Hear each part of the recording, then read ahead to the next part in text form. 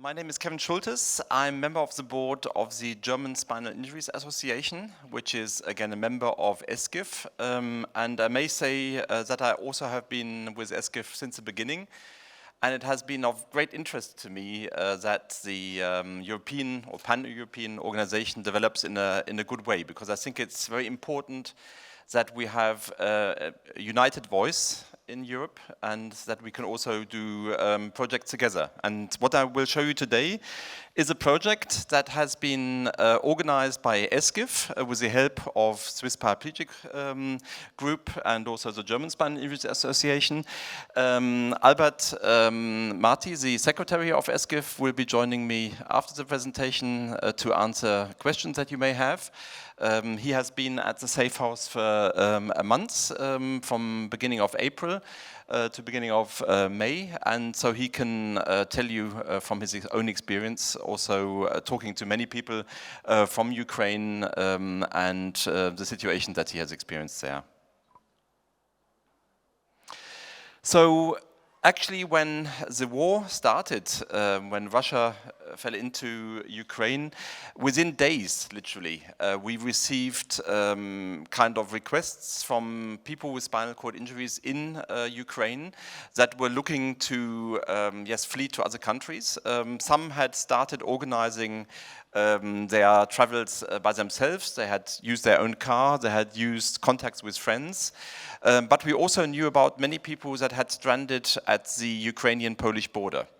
When we went there, we saw that the situation was not really, how can I say, supportable for those people who arrived there with a disability. I think you've probably read the numbers. We know that more than 6 million people have fled the Ukraine so far. And obviously, among those, there are many people with disability. Though I have to say that, especially in the first weeks, we could see that it took longer for these people to get to the borders because the transport was not available. That's partly also accessible transport was not available to them. So only with the help of friends and organizations, they could make it to the border and also to our safe house then at a later point. And that is something that we're still seeing now. There are a lot of people that are arriving now that has taken them weeks to actually get there. And that is partly because also the infrastructure, obviously, in Ukraine has been severely damaged. I think it has been mentioned before, but I think it's important to see that SCIF is a pan-European organization which consists of over 30 organizations located in 28 European countries. I will at the end also address the different organizations, because one of the ideas was right from the beginning that we wanted to distribute the people fleeing from Ukraine all over Europe. And we've only actually just started doing that. For the first weeks, from very pragmatic reasons, we started evacuating people to Germany, into Switzerland most, and we're just starting to also distribute people to other countries. UK, there has been a person with his family that has been transported there, and we're just starting to organize also the routes into other countries. But it's something I will come back to at the end of my presentation. So actually, when the war started and people were fleeing from Ukraine, we received notice that some people with disabilities had also reached Poland. And I have to say that the shelters were organized really very well in Poland. They have done a great job. We have also seen that when we visited these shelters, that everyone was helping. There are many, many people who have tried to also, with their private means, to support people. And there was a very good, how can I say, atmosphere at the shelters because so many people had tried to help. But at the same time, we could see that these shelters were not really available and also accessible for people with a disability. This is a few pictures to show you what these look like. So this is actually a sports hall in Chelm, which is near the Ukrainian border. And that was within the first weeks after the war in Ukraine had started. I think this can just give you a little idea of how many people were actually arriving there. When we first did the first tour to this area, just at this one location, there were 1,200 people per day coming there, meaning 1,200 people coming into the shelter and 1,200 people leaving next day to make space for more people coming from Ukraine. So literally there were 10,000 every day because there was obviously more than this one shelter, and they were using to get there, and there were just no infrastructure for people with disabilities. This is one of the other shelters that has been improvised, and you can see these are normal kind of, I don't know what the exact word is, like mattress, like beds you use on your terrace outside, and they had given blankets and cushions here, but I think all of you know that a person with a disability or with a spinal cord injury would not be able to sleep on these beds. There would be a high risk of pressure sores. Certainly also the stability of this bed is not sufficient to do a transfer from a wheelchair to this bed and back. So what we could see is that these shelters were not really suitable for people with a disability, and also of course not for people with a spinal cord injury. So very soon after we had organized the first transports, the idea came up, what can we actually do to help people? And we started looking in the area if we could find suitable accommodation. First of all, we were thinking about renting rooms. We were thinking about perhaps renting a part of a hotel. But very soon we found out that that was hardly possible because there were, next to our organizations, there were many, many others there, and all of them were looking for room. There were also a lot of helpers, international organizations in the area. All of them were looking for rooms, so there was only very little accommodation available, and the very smallest part of this was also only available or accessible. So we very soon found out that that was not an option. So we started looking for own kind of properties or something where we could rent large flats. We had a look at certain, different things, and we were very lucky actually to find a location just 30 kilometers from the border to Ukraine. This was organized, or this was thought to be a home for the elderly, but it had never opened due to the corona pandemic. So what had happened is that they had built or established the building. It was finished in 2019, but they couldn't find any personnel. There was literally no nurses available. So during the pandemic, this had been used as a kind of accommodation for people that have been infected, so they could be kind of separated and isolated there. Just weeks before we actually found out about this, it had been free, and so it was available. And after we had visited this and we had a look at that, we very soon found out that that was the best option. So we started, talking about the contract. We then decided, after talking to SCIF and with the support of the Swiss Paraplegic Foundation, that we would sign the contract and that we would start bringing people there from beginning of April.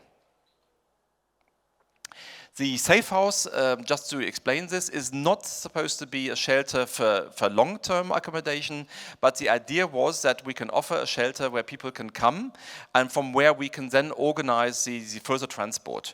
Because what we have seen is that many people arrived there, but there was no accommodation or accessible accommodation available, and so it was very difficult to actually organize a meeting point. In the first weeks when we went there with the first buses, sometimes people had not been able to arrive at the shelter, or sometimes other organizations had taken them with them.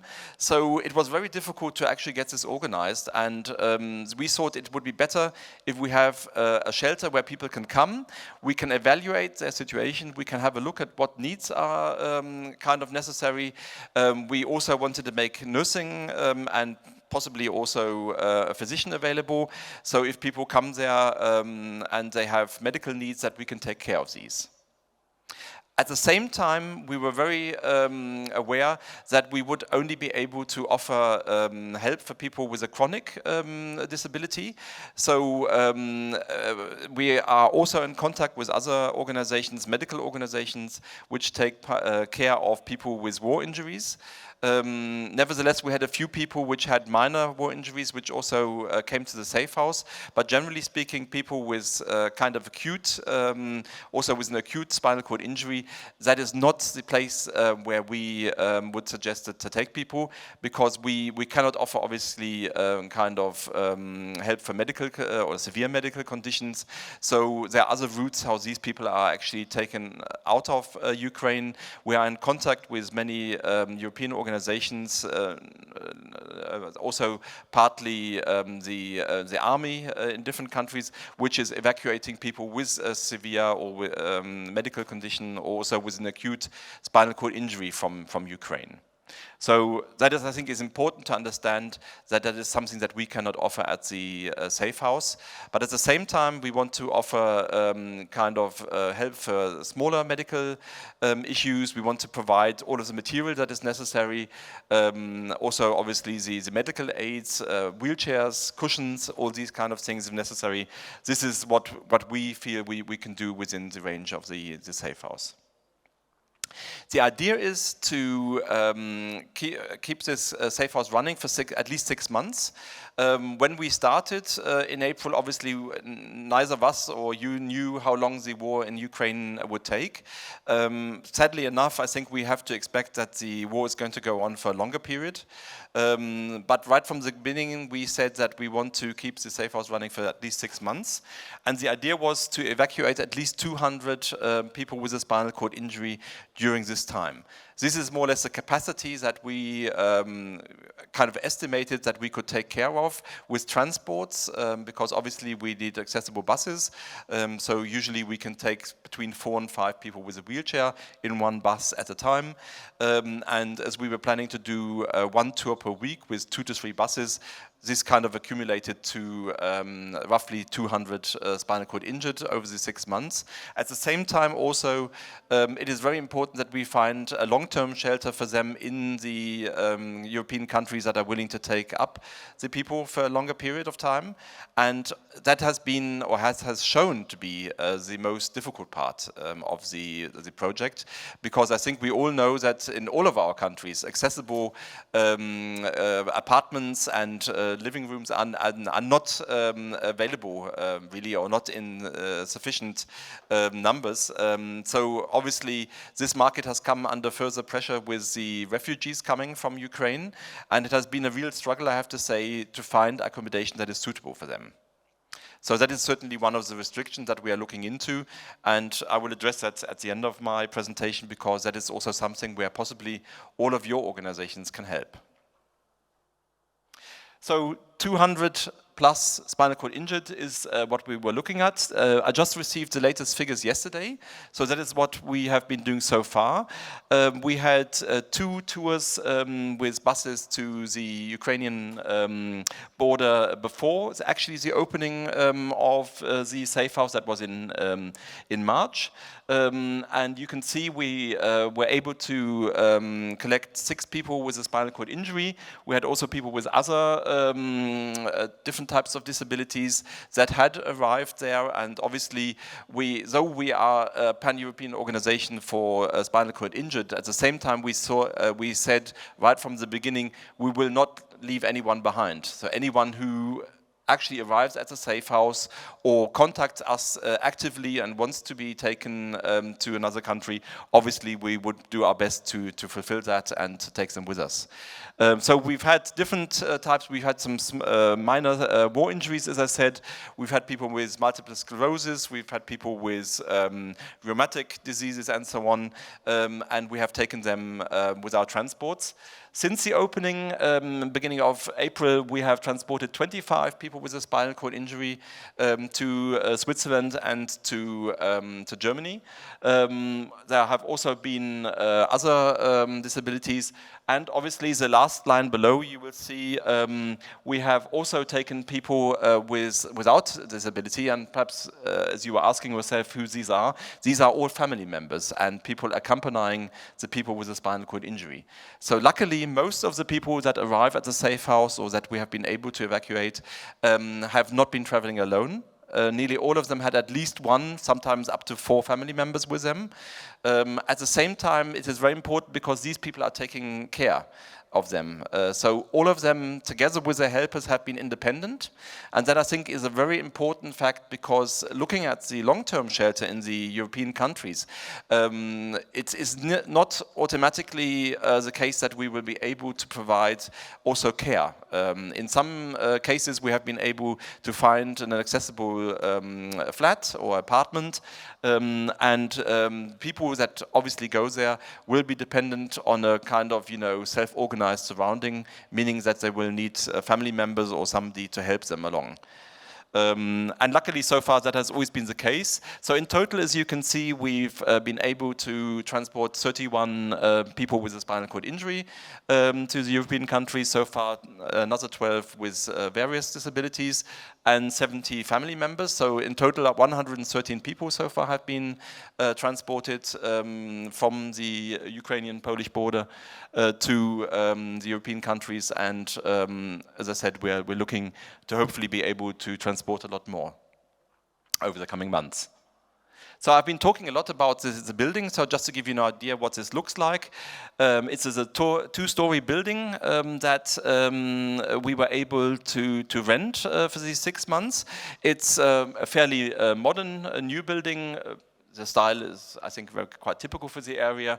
There is a lift, so also the first floor is accessible. And most of the rooms are more or less accessible. I have to say they are not fully, I'd say, European accessible standards, but doors are wide enough. Also, it is possible to get into the bathroom, but we don't have level showers or things like that.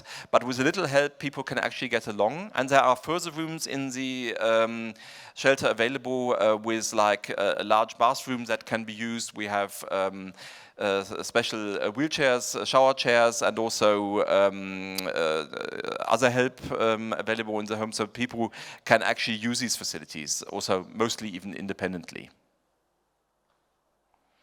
So we have roughly 30 rooms with a capacity of 40 refugees that we can put up at a time. So far, what has happened is that people have been coming to the safe house, mostly with the support of the Ukrainian organizations that we are in contact with. I think I haven't mentioned them yet so far. There is one privately organized rehab facility. I think many of the SCIF members already know them. That is the Agapa Center in Lusk, which is roughly about 90 kilometers from the Ukrainian border in the western part of Ukraine. And the second organization that we have been working together with is called Active Rehabilitation Ukraine. That is also a self-help organization which has proved to have a vast network over all of Ukraine. So they have contact with about roughly just over 2,000 spinal cord injured. And that is the basis where we are more or less receiving the refugees that are then coming to our safe house. So we're trying to get this organized. We have people waiting with these organizations in Ukraine, and then over time they come to the safe house within the possibilities that we have. And then when they arrive at the safe house, we evaluate the situation, we talk to them what their needs are. We have also transferred some of the refugees directly to rehab facilities, or in 2 cases also to first or intensive wards too, because there has been infected chronic pressure sores that needed to be taken care of. Generally speaking, yes, we have a look at that situation, and then we organize the next transport. And in average, we've had 1 to 2 transports per week so far. That has been increasing in the last days and weeks. As I said, there are more people coming now. Firstly, I guess because they know about the possibility of the safe house. And secondly, as I said at the beginning, many of them have taken a long time to get this organized. We have also had people that have been living in the cellar for whole months because their surroundings in their home has been bombed. And then they have taken the chance to actually flee, or with the help of friends, they have then been able to flee from these areas. But as I said, it has taken quite a long time to actually get to the safe house. To give you an idea where this is, so you can see on the left-hand side, which is this area which is red, that is Poland, the Polish-Ukrainian border along here. So our safe house is on the Polish side of the border, and on the other side there is the kind of facility of the active rehabilitation Ukraine that I mentioned a minute ago, and a little further away, roughly about 90 kilometers away from the border near Lviv, or Lemberg as it is named in German-speaking countries, is the facility of Agape. So this is all within reach, and with the transport then they can take people from these shelters in Ukraine, in the western Ukraine, which is still relatively safe, I think one can say, in this area, then to the safe house in Poland. This is a picture to show you people, that was just before Easter. So there are some refugees here. You can also see Albert here on the left-hand side. This is Georgi, that he has been working as a translator for us and kind of organizing the network in Ukraine. Then there is Sarah, which I have to mention here because Sarah has been really an angel. She has been lent to us from the Swiss Paraplegic Center. She stayed at the safe house for a whole month, so she's only just recently gone back to Switzerland. And she is a trained nurse, which has already also been working in other crisis areas. She, I think, has been to Haiti several times. Yes, this was a really, how can I say, lucky coincidence, because she's a trained nurse. She's been working in the field of spinal cord injury for many years, but at the same time she knows how to work under difficult conditions. And yes, she, I think, more or less by herself organized all of the nursing and a lot of the other things too in the safe house, and that has been really great to have her there. And that is another thing, obviously, I wanted to talk to you about. All of the safe house is run by volunteers. So there are people from the organizations like Albert. I was only able to go there for a few days over Easter, but we've had other members of our organization and also from the Swiss Paraplegic Foundation which have been at the safe house, and also currently we have volunteers there, nurses. There's one, I think, from Paraplegic Research in Switzerland at the moment, who's working there, and we have like a working schedule over the next months, and I'm very pleased being able to say that there are also more volunteers coming. So Albert is taking care of the organization of the schedule for the people coming to the safe house, and we have more nurses coming over the next weeks. We will have nurses also from other countries coming, it is really great to see that there is such a big support and people who are actually willing to spare their free time to help people there at the safe house. The other people that you can see here are mostly refugees. You can see that different people also that I have met over the Easter days. All of the people on this picture have by now been brought to Switzerland and to Germany. Some of them we are still in contact with. One person I haven't mentioned yet, right on the right-hand side here, is Marsha. She's a peer. She's from Ukraine, from active rehabilitation, the organization I mentioned a minute ago. She has been working there for a peer for quite a long time, and she has also been a very important part in the puzzle, so to speak, because she obviously you can speak with people in their language, so she has been doing translation services, and she's also kind of opened a hotline where people can give her a phone call to kind of arrange for transport to the safe house. So as you can see, there are many people involved, and it's a very lucky coincidence that we could bring all of these people together to get this organized and to help people so far, and hopefully to help more people in the coming months. Yes, one picture to show you, that was at the Easter weekend. I was at the safe house. We are sitting together here in the kind of dining room. And obviously over Easter we had all of the Easter treats that we took with us. And quite surprisingly, the atmosphere was very relaxed. I mean, if you think about what people have experienced, they have been, as I said, living in a cellar for months. We had people that came from Mariupol that had just about been able to flee before their home had been bombed. But nevertheless, you know, the people were cheerful, and I think they, what was important, they found that they were in a very warm surrounding, that they were receiving help, and they also had a perspective what they were able to do. And I think that was for me, really a very nice thing to see, that people were cheerful and they had, as I said, a perspective, you know, how they could then cover the next months. But all of them at the same time also said they want to go back to Ukraine as soon as possible, but it will be obviously quite difficult to get that organized.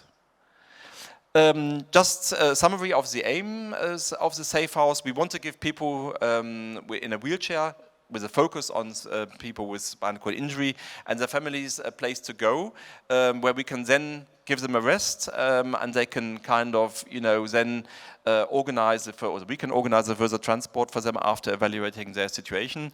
We do a first assessment. We have the experienced personnel at the safe house which can take care of them. We also had a physician at the safe house to start with, but we soon found out that an experienced nurse is fully capable really of taking care of the needs there, so there's no need for doctors really.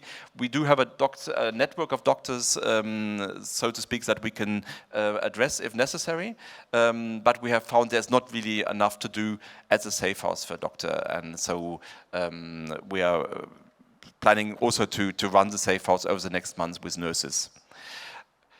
Then, as I said, we are looking for suitable accommodation, which has proved to be quite difficult through the networks, and that is something I would also ask you to please see if you can find places where we can take people. We have been discussing that yesterday with a few SCIF members, and I think what is very important, we are willing and also able to support the transport financially. But obviously, you know, we need other organizations in other countries over the coming months that are able to take up people and which will also be able to organize the apartments or flats or whatever where people can be taken. But we are willing to help as much as we can, and probably we will also use Frankfurt in Germany as a hub, so that some of the organizations can come and collect people there, so they don't need to drive the whole way to Poland. We also have a lot of support there, so we have another kind of safe house where we can keep people for a few days in Frankfurt. So again, from there we can take the next step and then further transport them to other European countries. As I mentioned before, what is also very important, we want to supply all of the medical aids that are necessary, like catheters, wound dressings, and these kind of things. We have also been looking at the situation, and many people have come with quite good wheelchairs, but hardly any of them had a suitable cushion. So that is something that we're looking into, and we could also see at the high rate of people with chronic pressure sores that that is something that needs to be taken care of in future. And we're also talking to the Ukrainian organizations how we can perhaps provide material so that they have, you know, better possibilities there. Transport, just to show you in pictures, we have smaller buses where we can take 4 to 5 people in a wheelchair, either with a ramp or with a lift. We also have one bus where we can take people in a lying position, because we have had people with disabilities that were not able to sit up during the whole traveling. And luckily also we were able to use the bus from the Swiss Paraplegic Foundation, which obviously is a good opportunity to also take larger groups. And also over the coming weeks we are planning to use these means to get more people from the safe house then to the European countries. One word at the end to the cost of this project and also to the donations which have made this possible. We have estimated that we need around 280,000 euro to run the safe house for 6 months. That is including the rent, but also the catering for people at the safe house. That does also include the transports. I think you all know that petrol has become very expensive over the last months. So just taking one tour from Germany to Poland to the safe house and going back with 3 of these vans is a cost from over 2,000 euro per tour, just petrol alone. And that is something that we have included into our kind of budget. And we have been very lucky that right from the start we have received great support. First of all, and I think very importantly to say, from the Swiss Paraplegic Foundation. Also, we as a German organization have been able to give money into this project, and there have been a mass of small donations that have been made. So far, about 175,000 euro are already covered, and we're very positive that we can also kind of find more donations so that we can keep the safe house running until the end of September at least, and then we'll have to see what can be done then afterwards. Our wish at the end is that we would like to encourage all of the members of the SGIF, of the European Spinal Cord Injured Federation, to take up at least 5 people with a spinal cord injury. We have been talking to some organizations yesterday, so I think help is on the way, and we have found some countries which are able to organize this, and I would be very thankful if the further European organizations that so far have not committed themselves would, with our help, also find ways how to take up 5 people, because I think in some, if we work it up, we put all of this together, then we have enough space to take up at least the 200 people with a spinal cord injury that we have kind of forecasted, and possibly even more than that. I'm hopeful that this can be organized, and we will be dependent on that, because so far, as I said, we have been evacuating to Germany and to Switzerland, and by now I have to say that the means that we have in Germany, it's getting more and more difficult actually to find space to accommodate people, and therefore I think we should use our network and find more possibilities. There's a website where you can find out more about the project. It's the same address that we have been using before for the mask project with SCIF Help Alliance, so protectthevulnerable.org. You can find information in English and German, and also Ukrainian and Russian. The latter two languages are very important too, because we also want to encourage people in Ukraine to come to the safe house, and we have found out that many people of course want to know what is happening, what can be organized, so we want to make more information available, and we also have started a blog which will be extended in the next days, showing the people that have reached the safe house, and we also want to follow up where they have then been transported and how they are feeling these days, yeah, I think that is very important to show people what we can do, and also give them a kind of feeling of security that if they come to the safe house, that help is available. Yes, thank you very much for your attention, and I don't know if we have still a few minutes for questions. I know we're behind schedule, but nevertheless, perhaps Albert, you want to join me and also give some information firsthand? Yeah.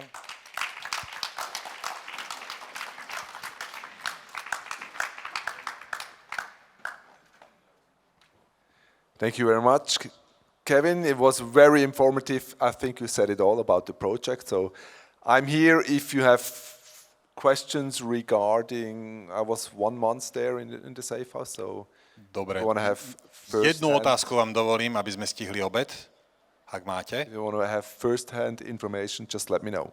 Yeah. Theo.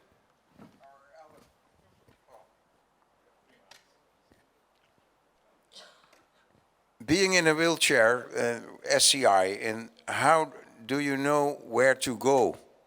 I didn't hear from you. The Red Cross is covering things like that, and once somebody in a wheelchair is coming in a car to another place in the frontier, he is directed to the safe house. Shall I answer? We have tried to make sure over a vast network that as many people as possible receive the information that the safe house is available. We have been in contact with the kind of health administration in Poland and also in Ukraine. We have tried to spread the word through other organizations, the Ukrainian organization, but also in Poland. We have involved Red Cross, the Maltese network, for instance. So all of these organizations know about it. And we have also started a Facebook campaign in Ukrainian language, so people in Ukraine directly can find out about it. And I think it's very important because they need to get a feeling what is available at the safe house. I think only if you know that you are well looked after there, then you will kind of start to travel. I mean, I haven't mentioned this, but there are vast distances in Ukraine too. So if you come from the eastern part, we had a group that came from Kharkiv, that is more than 1,000 kilometers to get to the western part of Ukraine and then to cross the border to Poland. And I think you will only start this journey if you know for sure that there is somebody waiting there for you that can give you help. OK. Maybe I can add something. They are all constantly on the social media, so they are communicating about with Facebook, YouTube. They constantly watch videos about their hometown, etc. So I think social media is one of the biggest part of this communication. That's, as Cam mentioned, that's what we try to put forward, that they know about social media.